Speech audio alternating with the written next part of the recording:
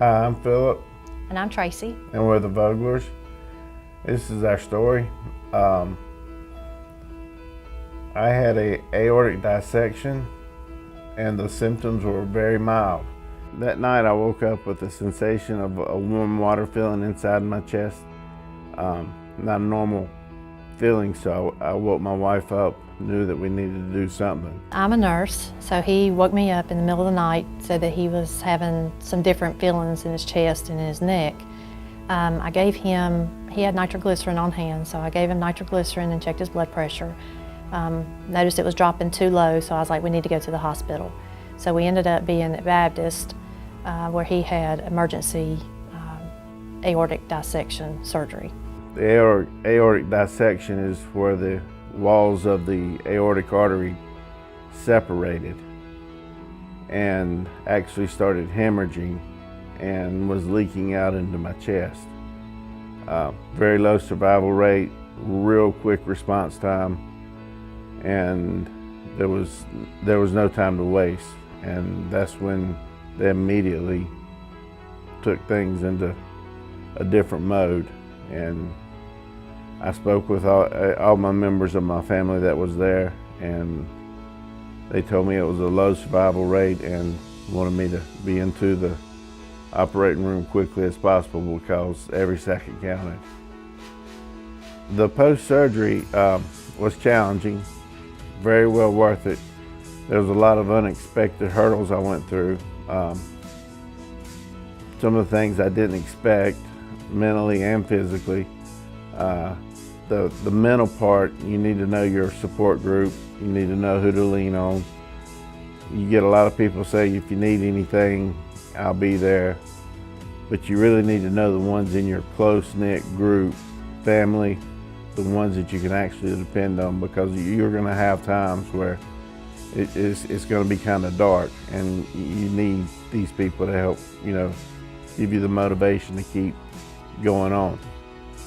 Sometimes you don't understand the second chances, but it's well worth it. I take every day now as a whole different view of life. Every day is a blessing. To us, just having him here and seeing him another day is just a blessing. We just celebrated his 1 year post-surgery, and it was very, very emotional. But very glad that he's here and still recovering and doing very well. We just celebrated the anniversary of my procedure. We're calling it my second birthday. Plan on celebrating many more. And as a result of his procedure that he had done, they found out that it was a genetic defect in his aortic valve. So we decided to have our daughter tested and found out that she had, her aortic valve was fine, but she had other heart problems. During this whole process, I learned that what caused the aortic dissection was a faulty aortic valve, which was a genetic situation.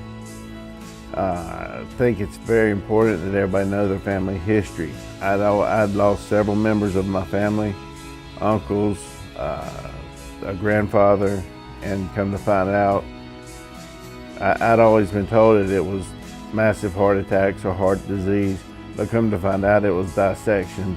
And that's a test that is not detected on a normal stress test. It's not detected on regular physicals. It has to actually be, an echocardiogram to detect this issue. And that's when we decided to have our daughter tested. Over the course of my life, I've had some unexplained shortness of breath, dizziness, unexplained problems, and because of my dad's condition, I ended up getting checked, and I'm thankful that I did now, so I know what it is. Since I've gotten tested, I've found out I have my own heart condition, but the treatment is helping, so I have a more normal life and being happy and healthy. Me and my mom have walked in the Heartwalk before, and we are excited to do it again in honor of my dad. The research that's done from the American Heart Association is so important for my family.